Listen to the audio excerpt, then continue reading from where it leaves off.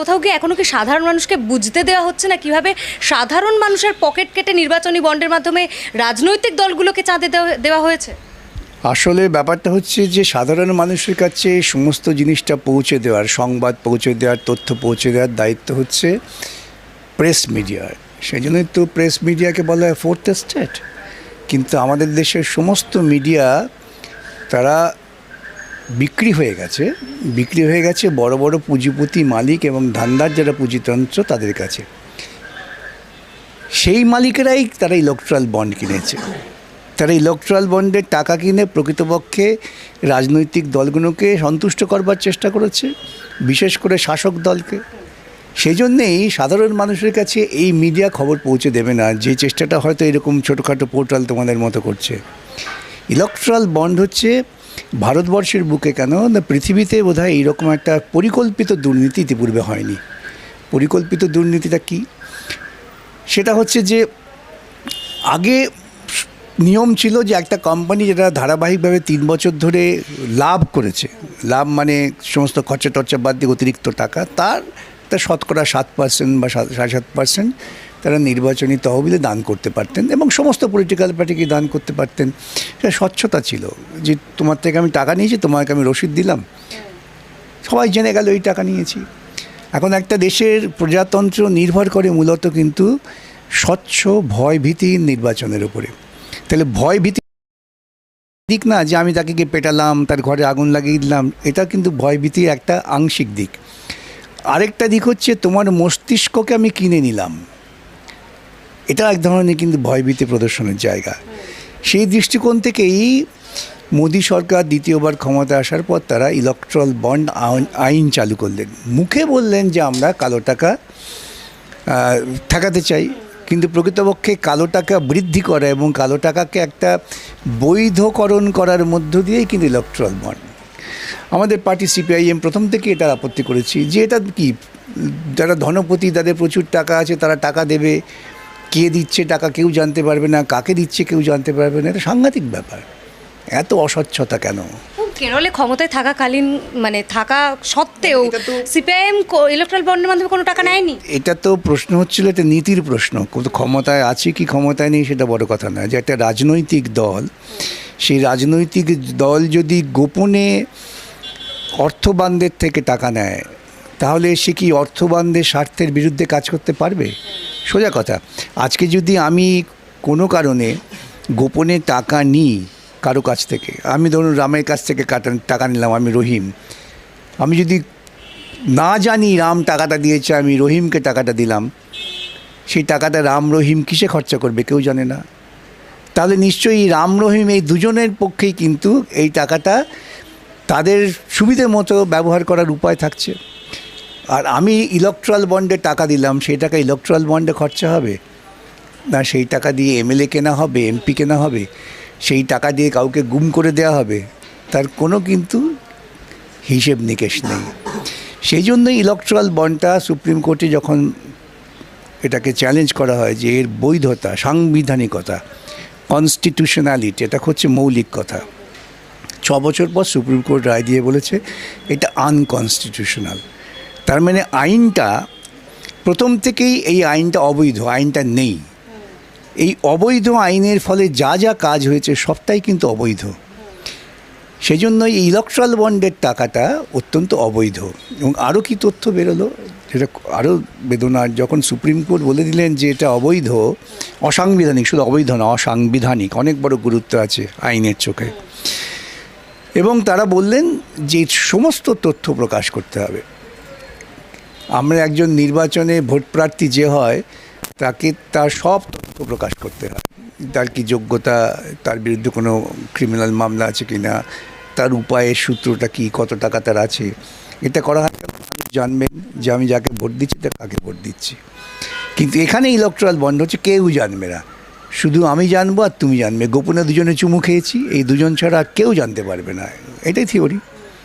এখন সেই ক্ষেত্রে দাঁড়িয়ে যখন এই টাকাটা কোত্থেকে আসছে, কারা দিয়েছে জানাবার জন্য সুপ্রিম কোর্ট স্টেট ব্যাংককে নির্দেশ করলেন। স্টেট ব্যাংকের মতো বড় একটা আন্তর্জাতিক ব্যাংক তো স্টেট ব্যাংক, তারা এই সামান্য তথ্য দেওয়ার জন্য 3 মাসের ওপর সময় চাইলেন। উদ্দেশ্যটা কি? উদ্দেশ্য হচ্ছে নির্বাচনটা পার হয়ে যাবে, এই ইলেকট্রাল বন্ডের দুর্নীতিমূলক কাজকর্ম পুরোপুরি শেষ হয়ে যাবে, তখন আমি সব জানাবো।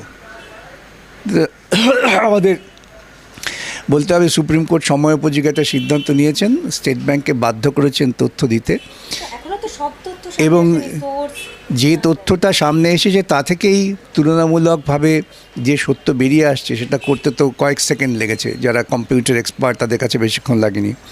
তাতে কি দেখা যাচ্ছে, মারাত্মক হচ্ছে এইটাই, আমরা ওষুধের কোম্পানির থেকে ইলেকট্রাল বন্ডে টাকা জমা পড়েছে, তার অধিকাংশ টাকাটা পেয়েছে কে? দেশব্যাপী বিজেপি আর তারপর তৃণমূল। এবং আমি যেটা বলি যে বিজেপি এবং তৃণমূল দুজনে পেয়েছে, তার কারণ দুজনের মধ্যে একটা ইডিওলজিক্যাল নেক্সাস আছে, অর্থাৎ একই রাজনৈতিক চেতনা দ্বারা পরিচালিত বলেই এদের কিন্তু ওই ব্যবসায়ীরা টাকা দিয়েছেন। কথার কথা, যে প্যারাসিটামলটা আমাদের রোজ লাগে, যেটা আগে কিনতে হয়তো এক পাতা কিনতে 5 টাকা লাগতো, এখন সেটা এক পাতা কিনতে 15 টাকা লাগছে, ধাক্কাটা খাচ্ছে গরিব মানুষ। পশ্চিমবঙ্গের ক্ষেত্রে বিদ্যুতের দাম সবচেয়ে বেশি ভারতবর্ষের মধ্যে, সেই বিদ্যুৎ কোম্পানি কিন্তু টাকা দিচ্ছে তৃণমূলকে, বিজেপিকেও দিয়েছে। আমি রাজ্যের প্রেক্ষিতে তৃণমূল বিজেপির কথাটাই বলবো। তবে লটারি মানেটা কি? লটারি মানে হচ্ছে 1 লক্ষ লোককে বোকা বানিয়ে একজনকে একটা পুরস্কার দেওয়া, এই তো লটারির তত্ত্ব। সেই লটারিটা পশ্চিমবঙ্গের বুকে সরকার তাদের যে নিজস্ব লটারি চলতো, যার মধ্য দিয়ে জনকল্যাণমূলক কাজে টাকা রাখতে পারতো, সেসব বন্ধ করে দিলেন। করে একটা লটারি যারা চালান, যারা সবচেয়ে বেশি টাকা দিয়েছে তারা পশ্চিমবঙ্গের তৃণমূল সরকারকে, তৃণমূল দলকে, তারা 542 কোটি। তাদের উদ্দেশ্য কি? গ্রামের গরিব ছেলেমেয়েরা হতাশ, চাকরি পাচ্ছে না, কিছু পাচ্ছে না, একদল বলছে রাম মন্দিরে যাও, জগন্নাথ মন্দিরে যাও, ওখানে হত্যা দিয়ে থাকো হবে, আরেকদল বলছে লটারির টিকিট কেনো, তোমার কপালে 1 কোটি টাকা লেগে যেতে পারে। এই তাড়নায় গোটা পশ্চিমবঙ্গের কিন্তু জনসমাজকে এরা ভিক্ষুকে পরিণত করেছে। সেই দৃষ্টিকোণ থেকে দেখলেই বুঝতে হবে যে এই ইলেকট্রাল বন্ডের টাকা খুব পরিকল্পিতভাবে মানুষের দৈনন্দিন জীবনকে আঘাত করেছে। এই জন্যই এই সত্যটা কিন্তু বড় বড় মিডিয়া সামনে আনছে না। বহু রাজনীতিক বলছেন যে ইলেকটোরাল বন্ড তো এই সদ্য সামনে এসেছে, এখনও পিএম কেয়ার্স ফান্ড, তার ফান্ডটা কিন্তু খুলতে বাকি আছে। বটেই তো, একটা প্রজাতন্ত্রে যে কোনো ফান্ড যা সরকারি দল দ্বারা পরিচালিত হবে বা যে কোনো দল দ্বারাই পরিচালিত হবে, তার স্বচ্ছতা থাকবে না, তার হিসেব থাকবে না, টাকা তুমি কোত্থেকে পাচ্ছ? আজকে ওরা এত চেঁচামেচি করছিলেন, এখন তো যা তথ্য আসছে দেখা যাচ্ছে পিএম কেয়ার ফান্ডে চীনা দেশ থেকে বিভিন্ন ব্যবসায়ীরা টাকা দিয়েছেন, আর ওরা গরিব মানুষকে, সাধারণ মানুষকে বোকা বানাচ্ছেন। আমরা চীনা অ্যাপ বন্ধ করে দিলাম, চীনের বিরুদ্ধে আমাদের যুদ্ধ। পাকিস্তানের ব্যবসায়ীরা টাকা দিয়েছে, আর সাধারণ মানুষকে বোকা বানাচ্ছে, পাকিস্তানের বিরুদ্ধে আমরা যুদ্ধ। তাহলে এই যে অস্বচ্ছতা, গোপনীয়তা কেন? আমি তো আবারও বলি, এত গোপনীয়তা হচ্ছে ব্যক্তি প্রেমের ক্ষেত্রেও থাকে না। যে গোপনীয়তা এই দেশের শাসক দল ব্যবসায়ীদের সঙ্গে করছেন, এটা একেবারে সেই পরকীয়ার গোপনীয়তার মতো। কেন এত গোপনীয়তা? যে ভারতবর্ষের প্রজাতন্ত্র সংবিধান দ্বারা পরিচালিত হয়, যে সংবিধানের মূল কথাই হচ্ছে কিন্তু সমসুযোগ, স্বচ্ছতা। এবং আমাদের সুপ্রিম কোর্ট আজ থেকে 10 বছর আগে বলেছিলেন যে করাপশান হচ্ছে সব ক্যান্সার রোগ, তা আমার প্রজাতন্ত্রকে ধ্বংস করে দেবে। সেই দেশে বিজেপি ক্ষমতায় এসে এত লম্পজম্প করছে, আমাদের এত জনসমর্থন, তৃণমূল এত ল্যাস তুলে নাচছেন, ওদের পরিকল্পনায় নাকি জনগণ একেবারে মুগ্ধ, কিন্তু টাকা নিচ্ছেন গোপনে তাদের কাছ থেকে যারা মনে করেন যে এদের টাকা দিলে আমাদের সুবিধে। গরিব মানুষ টাকা দিচ্ছে না, ওরা তো ওই সিপিএমের মতো কৌটো নাড়িয়ে পয়সা নিচ্ছে না। বিমান বোস 80 বছর 83 বছর বয়স, তিনিও হাতে বালতি নিয়ে ঘুরে বেড়াচ্ছেন যে আমাদের টাকা দাও পার্টির জন্য, তা তো করছেন না। স্বচ্ছতা, সেটা স্বচ্ছতাহীনতা হচ্ছে প্রজাতন্ত্রের পক্ষে মারাত্মক ক্ষতিকারক, এবং তার ফলেই ওষুধের দাম বাড়ছে।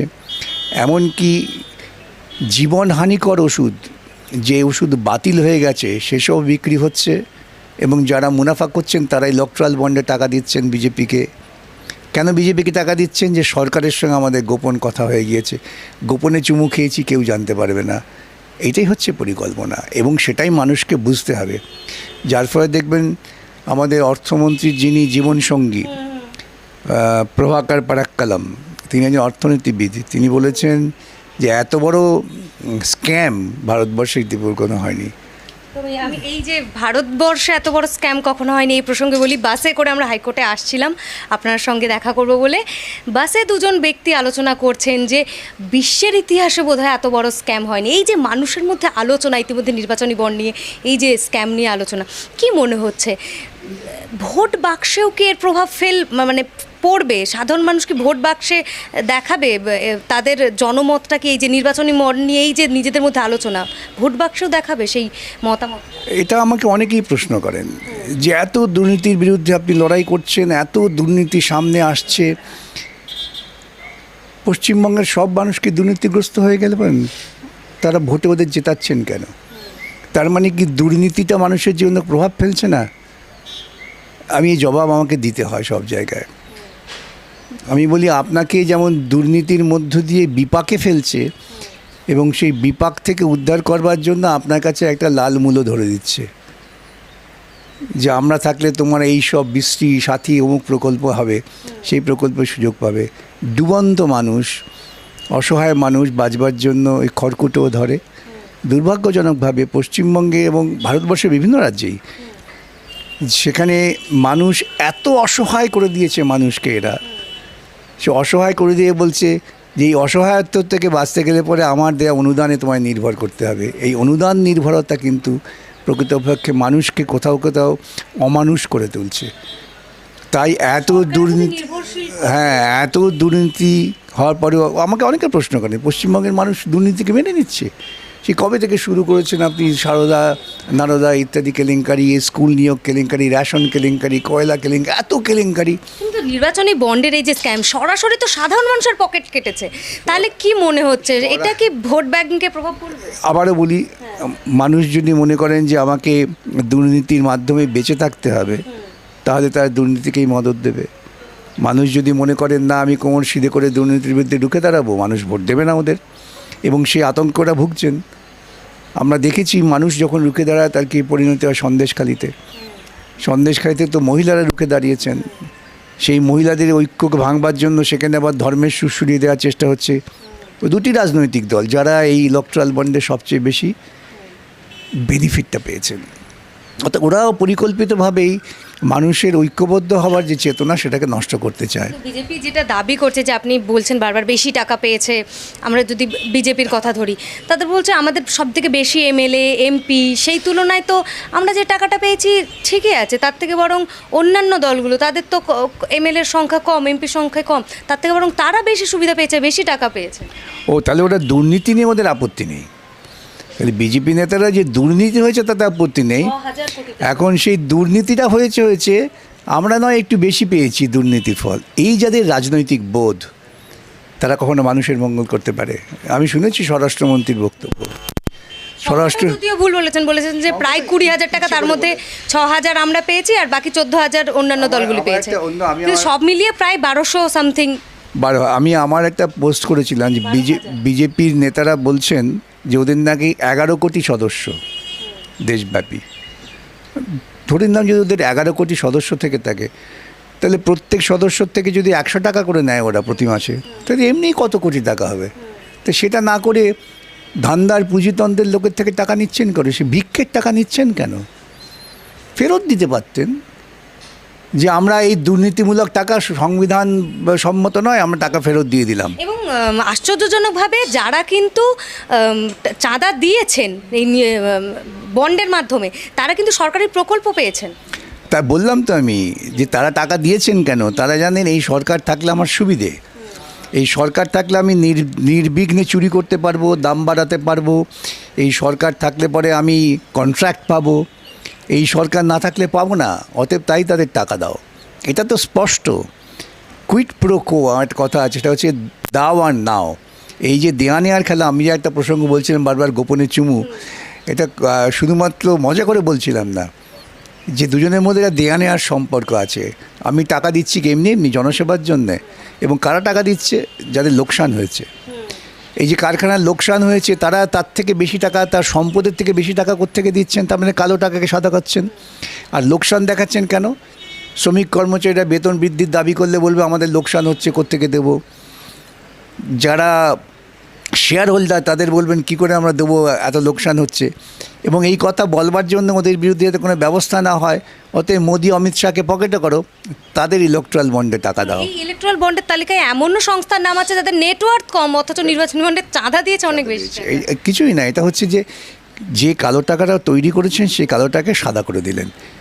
মোদি এই প্রথম কালো টাকাকে সাদা করবার একটা আইনি পদ্ধতি চালু করেছিলেন। মুখে বলছেন, আজ পর্যন্ত দেখবেন এই দেশের এবং রাজ্যের নেতারা যারা ক্ষমতায় আছেন মুখে যা বলেন ঠিক তার উল্টো কাজটা করেন। মনে থাকতে পারে মোদি বলেছিলেন নির্বাচনের আগে আমি কালো ধন ফিরিয়ে আনবো, সুইস ব্যাংকে যা টাকা আছে ফিরিয়ে আপনাদের ঘরে ঘরে 15 লক্ষ টাকা দিয়ে দেবো, বছরে 2 কোটির বেকার চাকরি দেব, এই সমস্ত প্রতিশ্রুতি দিয়েছিলেন। সব মিথ্যা প্রমাণ হয়েছে এবং এই মিথ্যা প্রতিশ্রুতির ওপরে দাঁড়িয়ে থাকেন। এবং আরও বড় দুর্নীতি হচ্ছে, এই ইলেকট্রাল বন্ডের টাকাই হোক বা সরকারি খরচই হোক, প্রধানমন্ত্রী মুখ্যমন্ত্রীর ছবি চাপিয়ে যে ব্যাপক বিজ্ঞাপন, এত বিজ্ঞাপন তো ফিল্মের জন্য হতো না। যে রেটে বিজ্ঞাপন হচ্ছে আমাদের দেশে প্রধানমন্ত্রী মুখ্যমন্ত্রীর ছবি চাপিয়ে, কোটি কোটি টাকা। কেন এই কোটি কোটি টাকা বিজ্ঞাপনে যাবে? মাল্টি কালার বিজ্ঞাপনের কত খরচ জানেন? সরকারি যদি বিজ্ঞাপন হয় ছোট্ট করে যাবে, আমার সরকারি এই কাজ, এই টেন্ডার, তার জন্য বিজ্ঞাপিত করার দরকার হয় না প্রধানমন্ত্রী মুখ্যমন্ত্রীদের রঙিন রঙিন ছবি ছাপিয়ে। এটাও দুর্নীতি। আমি এই সময় একটা প্রসঙ্গ তুলব। কয়েকদিন আগে কিন্তু গণশক্তিতে এই বিজ্ঞাপন দেওয়া নিয়ে একটা বিতর্ক উঠেছিল যে কেন্দ্র সরকারের বিজ্ঞাপন, এবং তাতে কিন্তু এই মোদির ছবি একদম তো সে তো সরকারি বিজ্ঞাপন। সরকারি বিজ্ঞাপন একটা পত্রিকাকে ছাপাতে হবে, কিন্তু আমাদের প্রশ্ন অন্য, যে সরকারি বিজ্ঞাপনে এইরকম মাল্টি কালার প্রধানমন্ত্রীর ছবি থাকবে কেন? প্রশ্ন ওইখানে। প্রশ্ন এটা নয় যে একটা পত্রিকা কেন বিজ্ঞাপন ছাপাবে, প্রশ্ন হচ্ছে যে মূল প্রশ্ন তুলতে হবে কেন সরকারি পয়সার অপচয় ঘটানো হবে প্রধানমন্ত্রী মুখ্যমন্ত্রী এদের ছবি ছাপিয়ে। প্রকল্পের কথা বলো, এই প্রকল্প হয়েছে, এই প্রকল্পের সুবিধা নিন, তা তো নয়। রেডিও খুললে পরেই FM থেকে আরম্ভ করে সবাইতেই দিবারাত্রি মুখ্যমন্ত্রী আর প্রধানমন্ত্রীর বক্তৃতা, একনায়কতন্ত্র। তা না হলে ভাবা যায় প্রমোট তো হচ্ছে। তো প্রজাতন্ত্রে ভারতবর্ষে কেউ বলতে পারেন মোদি কা গ্যারেন্টি? আমি তো বলি কতটা অসভ্যতা এটা। দেশে আমার সরকারের কোনো গ্যারেন্টি নেই, মোদি কা গ্যারেন্টি। না আমিই সব, হ্যাঁ আমিই সব। এক সময় হয়েছিল না, India is Indira, Indira is India, যারা বলেছিলেন তারা তলিয়ে গেছেন। এই আজকে যারা বলছেন, তখন অবশ্যই ইন্দিরা নিজে বলতেন না, তার আশেপাশের চেলারা বলতেন। এখন প্রধানমন্ত্রী নিজেই বলেন, এটাই দুঃখের। প্রধানমন্ত্রী নিজে বলেন আমি একা, আমার বিরুদ্ধে তোমরা সবাই। এই ধরনের চপলতা একটা দেশের প্রধানমন্ত্রী যখন করেন, তখন সেই দেশের সাংস্কৃতিক মান নিয়েও পৃথিবীর মানুষ প্রশ্ন করেন। একজন বলছেন আমি সৎ, আরেকজন বলছে আমি বিশ্বগুরু। আরে তুমি বলার কে তুমি বিশ্বগুরু কিনা? আর পৃথিবীর সমস্ত দেশের সমস্ত যুক্তিবাদী চিন্তাশীল মানুষের যত মূল্যায়ন হচ্ছে, আমাদের ভারতবর্ষের মান ক্রমশ নেমে যাচ্ছে। গণতান্ত্রিক পরিসরের ক্ষেত্রে মান নেমে যাচ্ছে, ক্ষুধার তালিকায় আমরা নেমে যাচ্ছি। আর একটা নতুন তালিকা করে যে কোথাও সুখ শান্তি বেশি, সেই তালিকায় নেমে যাচ্ছি। আমরা কোথায় যাচ্ছি? বেকারিত্বে আমাদের চূড়ান্ত পর্যায়ে চলে গেছে। ভারতবর্ষ, পশ্চিমবঙ্গ দেনার দায়ে আকণ্ঠ ডুবে আছে। সেখানে এই অপচয় কেন? আসন্ন লোকসভা নির্বাচনে রাজ্যের প্রতিটি প্রান্তে বামফ্রন্ট প্রার্থীদের জয়ী করুন।